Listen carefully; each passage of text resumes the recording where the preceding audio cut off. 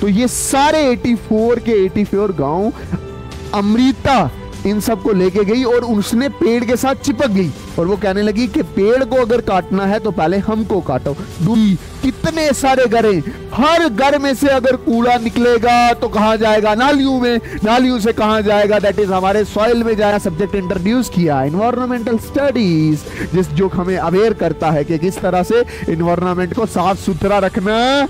नर्मदा को हमने बचाना है क्योंकि आप नर्मदा के इर्द गिर्द पेड़ काटोगे, डैम्स कंस्ट्रक्ट करोगे, कल को ऐसा भी हो सकता है कि डैम में कुछ मिस हैपनिंग हुई तो उसकी वजह से जो डैम के आगे वाले गांव हैं वो तबाह हो सकते, क्योंकि इसने वहां पे इंडस्ट्रीज तैयार करनी पड़ती हैं।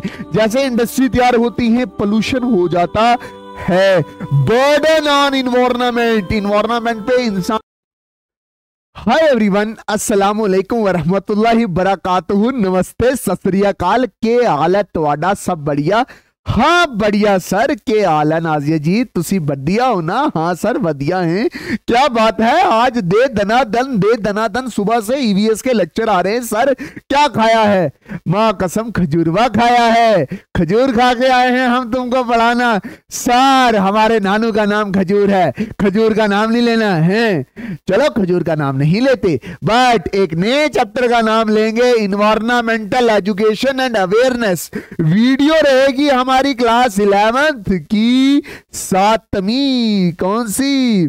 7वीं वीडियो। और चैप्टर भी कौन सा है? 7वां, इन्वायरमेंटल एजुकेशन एंड अवेयरनेस। पूरे 70 में से 70 नंबर लाने हैं।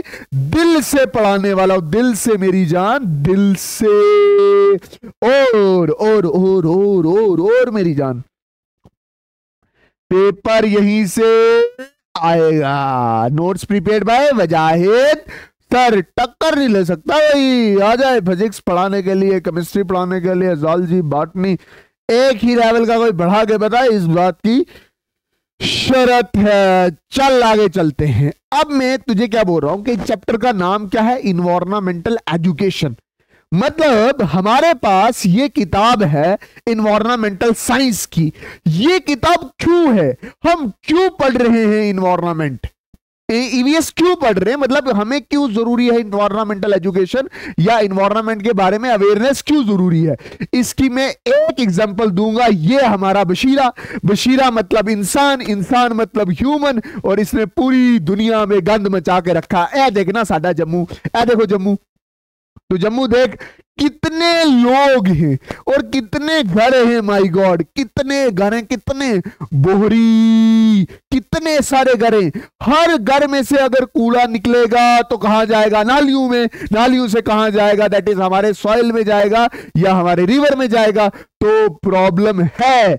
क्या प्रॉब्लम है कि ये जड़ा साडा बशीरा है, इसने पूरी दुनिया में गंद मचा के रखा है। पहले ये क्या करता है? Cut the plants. ये पूरे प्लांट्स को कट करके रखता है। क्यों कट करता है? क्योंकि इसने घर बनाना होता है। दूसरा क्यों कट करता है? क्योंकि इसने वहां पे इंडस्ट्रीज तैयार करनी पड़ती हैं। जैसे इंडस्ट्री तैयार होती हैं पोल्यूशन हो जाता है। बर्डन ऑन इन्वायरमेंट, इन्वायरमेंट पे इंसान की वजह से बहुत बड़ा बर्डन है। इंसान भूखा है, ये पेड़ काटता है लकड़ के लिए, पेड़ काटता है मेडिसिन के लिए, पेड़ काटता है वहां पे अपना घर बनाना है, पेड़ काटता है वहां पे इंडस्ट्री खड़ी करनी है। और इसने ओवर एक्सप्लॉइट किया है हमारे नेशनल रिसोर्स को, पानी को ओवर एक्सप्लॉइट किया है, एयर को, फॉरेस्ट को बहुत ओवर एक्सप्लॉइट किया है। इसलिए इंसानी जहन में बचपन से ही ये डालना जरूरी है कि इन्वायरमेंट हमारे लिए बहुत बहुत इंपॉर्टेंट है। मान के चल कि अभी मैं कितनी फ्रेश ऑक्सीजन ले रहा हूं, पुंछ की ऑक्सीजन में मजा ही मजा है।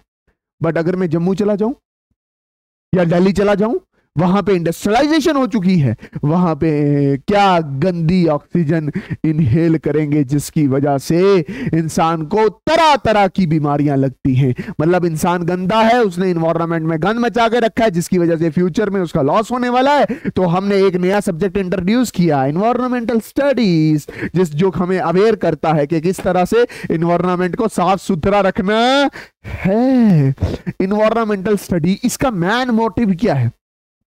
लोगों में अवेयरनेस लाना, उनको होश में लाना कि भाई साहब तू गलत कर रहा है, उनको नॉलेज देना कि किस तरह से इन्वायरमेंट में रहना है, उनके दिमाग की सोच को बढ़ाना कि किस तरह से पेड़ हमारे लिए इंपॉर्टेंट है, उनको प्रॉब्लम सॉल्विंग, जैसे अब क्या है कि हमने इतना प्लास्टिक या पॉलीथीन यूज कर लिया है, तो मतलब इसकी डिकम्पोजिशन कैसे की जाए, इन्वायरमेंट को साफ कैसे किया गया है, मतलब वो जो प्रॉब्लम्स है उनको सॉल्व कैसे करना है, और फिर इंसान के दिमाग में डिसीजन मेकिंग की कैपेबिलिटी लानी है ताकि वो डिसीजन ले, एक्शन ले और वर्क किसके लिए करे, इन्वायरमेंट के लिए करे।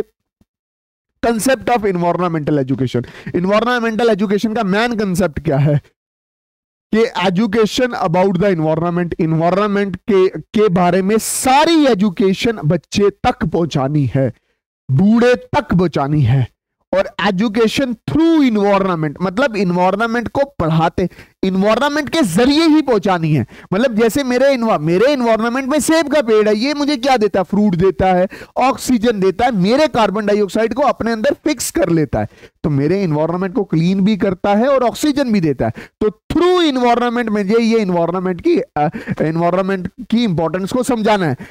एजुकेशन फॉर द इन्वायरमेंट, और एजुकेशन क्या होनी चाहिए, फॉर द इन्वायरमेंट, ताकि हमारी इन्वायरमेंट अच्छी रहे। एक यूनियन बनी, इंटरनेशनल यूनियन फॉर नेचर, सारी कंट्रीज इकट्ठी हुई, एक यूनियन बनी, international union for nature, nature मतलब कुदरत, एंड नेचुरल कंजर्वेशन मतलब नेचर को कंजर्व करने के लिए। कब बनी, 1990 में बनी।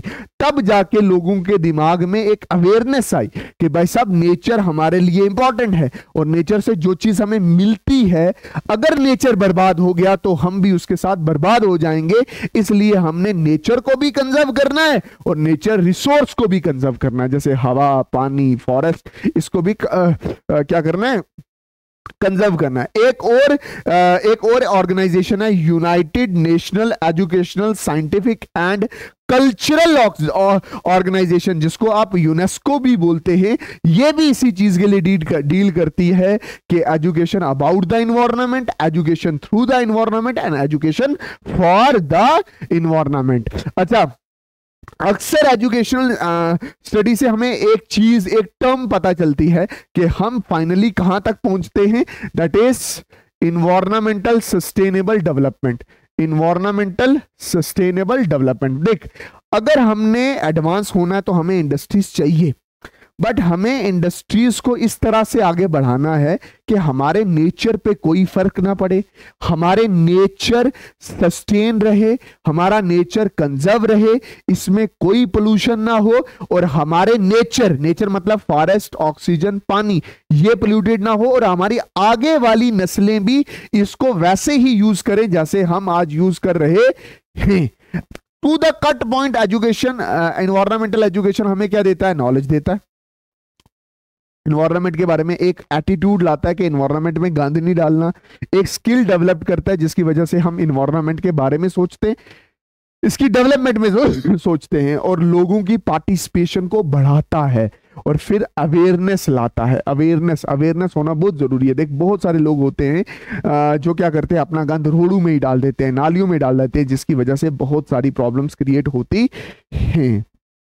Need for environmental education, environmental education की क्यों जरूरत है, तुझे भी पता है कि अगर इन्वायरमेंट गंदा हुआ तू मरेगा, तेरे बच्चे भी मरेंगे। To make them more aware, awareness लानी है कि क्यों इंपॉर्टेंट है इन्वायरमेंट, इसको साफ रखना क्यों इंपॉर्टेंट है। To boost their interest and caring for improving the environment, मतलब लोगों में बूस्ट अप करना है कि भाई साहब तेरा इन्वायरमेंट तेरे लिए जन्नत है, अगर तू इस जन्नत को जहन्नम बनाएगा कल को तू भी मरेगा, तेरे बच्चे, उनके बच्चे भी मरेंगे। पोल्यूशन नहीं होना चाहिए, और इन्वायरमेंट हमेशा क्या रहना चाहिए, क्लीन रहना चाहिए, अच्छा रहना चाहिए। Mean of environmental education, environmental education कैसे हासिल कर सकते हो, एक है फॉर्मल का मतलब क्या हो गया, स्कूल में जाके, कॉलेज में जाके, और एक फॉर्मल एजुकेशन हासिल करनी है जिसकी सर्टिफिकेशन भी आपको मिलती है। जैसे आप देखो तो बचपन में आप 5th तक ईवीएस पढ़ते हो, इन्वायरमेंटल साइंस, फिर एसएसटी और साइंस भी आती है। 11th 12th में आपको एक पर्टिकुलरली ईवीएस सब्जेक्ट मिलता है, जैसे अभी ईवीएस सब्जेक्ट मिला, तो इसके थ्रू भी आप अवेयर हो रहे हो ना। अच्छा टीचर आके आपको यही अवेयर करेगा कि भाई साहब इन्वायरमेंट क्यों इंपॉर्टेंट है, इसको कंजर्व करना है, गंद नहीं डालना है, समझ आया कि नहीं? तो ये फॉर्मल एजुकेशन। अब फॉर्मल एजुकेशन में काफी सारी चीजें बोरिंग होगी, जैसे मैं यहाँ पे खड़ा होकर पढ़ा रहा हूँ, हाँ ये है इन्वायरमेंट, इसको कंजर्व करना चाहिए, ये खराब हुआ, आप भी खराब हो जाओगे, आपकी नस्लें तबाह हो जाएंगी। बट अगर हम फॉर्मल एजुकेशन को थोड़ा सा नेक्स्ट लेवल लेके जाएं, नेक्स्ट लेवल मतलब हम क्लास में पढ़ें भी बट आउटडोर एक्टिविटीज भी करें। क्या? लर्निंग बाय डूइंग, मतलब बाहर जाके देखें कहां पोल्यूशन है, बाहर जाके देखें कि हमारे डस्टबिन सुबह सुबह कौन उठाने के लिए आता है, बाहर जाके देखें कि वो डस्टबिन कहां आगे सप्लाई होते हैं। आउटडोर एक्टिविटीज करें, ठीक है। Organise learning outside the formal education system. Formal education तो है ही है, बट उसके साथ साथ हम बाहर आउटिंग करें, देखें कहां गंद है, कौन से अच्छे लोग हैं जो गंद को साफ कर रहे हैं। मैं दिल्ली एक बार गया था तो मुझे बहुत नफरत है, मैं सच बोल रहा हूं, मैं अपने देश से बहुत प्यार करता हूं, बट मैं कुछ शहरों से मुझे इरिटेशन होती है, जैसे उसकी एयर से इरिटेशन होती है काफी ज्यादा। जैसे मैं कश्मीर चला जाऊं तो मुझे बड़ा सुकून फील होता है, बट अगर जम्मू चला जाऊं तो मुझे सफोकेशन होना लग जाती है। ये क्यों? क्योंकि मतलब एयर क्लीन नहीं है वहां पे, बात समझ आएगी ना, एयर क्लीननेस नहीं है। ऐसे दिल्ली के साथ भी है। हम ये चाहेंगे कि हम सारे एकजुट पे साथ में आए और ये चीज मतलब हम मजबूर कर दें गवर्नमेंट को, या मजबूर कर दें उन लोगों को जो इन्वायरमेंट में गंद मचा के रखते हैं। मां कसम इसका इफेक्ट आपके आने वाले नस्लों पे है, आने वाले लिविंग ऑर्गेनिज्म पे है, इस चीज को समझना। उसके बाद है इनफॉर्मल मतलब कोई सर्टिफिकेशन वहां पे नहीं मिलेगी।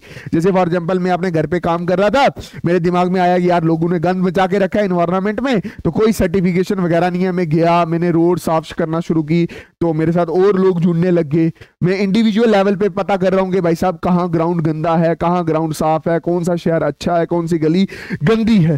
तो people developed the thinking towards the environment, और ये सेल्फ लर्निंग होता है, खुद आप लर्न करते हो, ठीक है।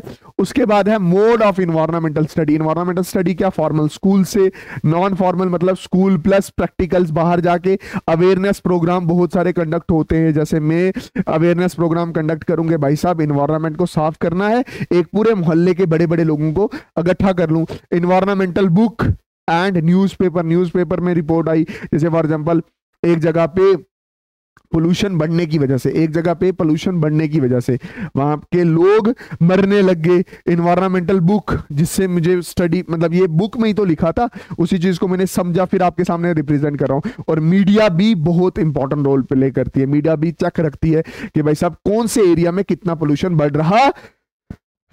फिर है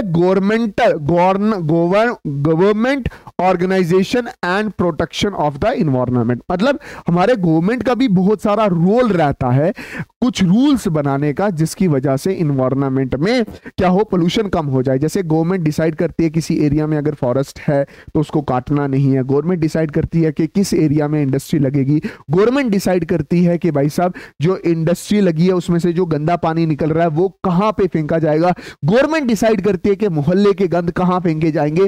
तो strict rules and policy made for the development of the environment, मतलब स्ट्रिक्ट रूल बनाया जाएगा कि जो इन्वायरमेंट में गंद डालेगा उसके लिए स्ट्रिक्ट पनिशमेंट है। वर्ल्ड इन्वायरमेंट डे का बनाया जाता है 5 जून। Factories and industries strict order दिया जाता है कि भाई साहब जो आप अपना गंद निकाल रहे हो, मतलब पानी से पाइपों से गंद निकाल रहे हो, उसकी प्रॉपर मैनेजमेंट करो, उसका ट्रीटमेंट करो और फिर बाहर नदी नालू लेक्स में डालो। इसके बाद है नॉन गवर्नमेंट ऑर्गेनाइजेशन मतलब नॉन गवर्नमेंट ऑर्गेनाइजेशन एनजीओ, ठीक है। और इन्वायरमेंटल प्रोटेक्शन, कुछ नॉन गवर्नमेंट भी बॉडीज होती हैं जो गवर्नमेंट में उनका कोई रोल नहीं होता और वो भी इंपॉर्टेंट रोल प्ले करती हैं इन्वायरमेंट को क्लीन करने में, इन्वायरमेंट को अच्छे करने के लिए। ये क्या करते हैं? प्रोटेक्टिंग द इन्वायरमेंट को प्रोटेक्ट करके रखते हैं। कोई गंद मचाएगा उसके खिलाफ शोर निकालेंगे, रैलियां निकालेंगे कि भाई साहब ये वाली इंडस्ट्री इस एरिया में इतना गंद मचा रही है जिसकी वजह से हमारे बच्चों को ये प्रॉब्लम आ रही है। ठीक है, ठीक है। उसके बाद जो रिसोर्सिस हैं, जैसे किसी एरिया में कोई फॉरेस्ट है तो उसको कितना यूज करना है ताकि वो फॉरेस्ट कम ना हो, मैनेजिंग द रिसोर्स, एजुकेशन देना लोगों को, एनवायरनमेंट क्यों इंपॉर्टेंट है, ट्रेनिंग देनी लोगों को कि कहीं गंद पड़ा हो तो उसको साफ कैसे करना है, सेमिनार रखना। जैसे अभी मैं सेमिनार दे रहा हूं कि मेरे प्यारे बच्चों प्लांट्स लगाने हैं क्योंकि प्लांट्स हमें ऑक्सीजन देते हैं। अपनी कॉलोनी को, अपने स्कूल को, अपने हॉस्पिटल को, अपने रोड्स को, अपनी सिटी को, अपने डिस्ट्रिक्ट को, अपने स्टेट को, अपनी कंट्री को साफ रखना है। ये मैं सेमिनार दे रहा हूं और लोगों में ज्यादा से ज्यादा इंटरेस्ट पैदा करना कि मतलब हम साफ रहना चाहिए, हमारे मोहल्ले क्या रहने चाहिए, साफ रहने चाहिए। देख कुछ प्रोमिनेंट एनजीओज है, कुछ प्रोमिनेंट क्या है, एनजीओज है, नॉन गवर्नमेंटल ऑर्गेनाइजेशन है। जैसे पहली है अर्थवॉच। ठीक है, अर्थवॉच 1971 में यूएसए में बॉस्टन में बनी। इसका मेन मकसद क्या था, एजुकेशन देना लोगों को, और क्लाइमेट चेंज मतलब जो बदल रहा है, अचानक से बारिशें हो रही हैं, अचानक से ठंड आ रही है, अचानक से ड्राई सीजन हो रहा है, इसको देखना कि क्यों हो रहा है। हमारे इन्वायरमेंट के साथ कोई भी नुकसान होता है वो हमें नुकसान पहुंचाता है, और क्लाइमेट चेंज और नेचर रिसोर्स की कंजर्वेशन। हालांकि हर गवर्नमेंट ऑर्गेनाइजेशन और नॉन गवर्नमेंट ऑर्गेनाइजेशन के मेन मोटिव ही यही है, इन्वायरमेंट को क्लीन रखना, नेचर रिसोर्स को कंजर्व करना, पोल्यूशन को कम करना और अवेयरनेस देना, सेमिनार्स देना, ट्रेनिंग्स देना। ठीक है, उसी तरह से world wild fund of nature 1971 Switzerland में बना था, ग्रीन पीस 1971 कनाडा में बना था, वर्ल्ड लैंड ट्रस्ट 1989 में बना था, इन्वायरमेंटल डिफेंस फंड 1967 में यूएसए में बना था, ग्लोबल विटनेस 1993 में वाशिंगटन में बना था। तो ये कुछ क्या है, नॉन गवर्नमेंटल ऑर्गेनाइजेशन है जो क्या करती हैं, जो मेरी जान इन्वायरमेंट को प्रोटेक्ट करनी है। सबके मैन फीचर क्या है, इन्वायरमेंट को प्रोटेक्ट करना, क्लीन करना, पोल्यूशन को कम करना, अवेयरनेस लाना और अपने इन्वायरमेंट को ऐसे यूज करना कि फ्यूचर के लिए भी बच सके। ये सबकी मैन फीचर्स हैं। ठीक है, बॉम्बे नेचुरल सोसाइटी 15 सितंबर 1887 में बना था, और ये कंजर्वेशन ऑफ बायोडाइवर्सिटी मतलब जो हमारे इन्वायरमेंट में अलग अलग स्पीशीज रहती हैं ये खत्म नहीं होनी चाहिए, हमारे नेचर में अलग अलग स्पीशीज होनी चाहिए। जैसे मैं बोल रहा हूं अगर सारे प्लांट्स खत्म हो गए तो क्या एनिमल्स खुद ब खुद खत्म हो जाएंगे, क्योंकि एनिमल्स सारे के सारे प्लांट्स पे डिपेंड करते हैं।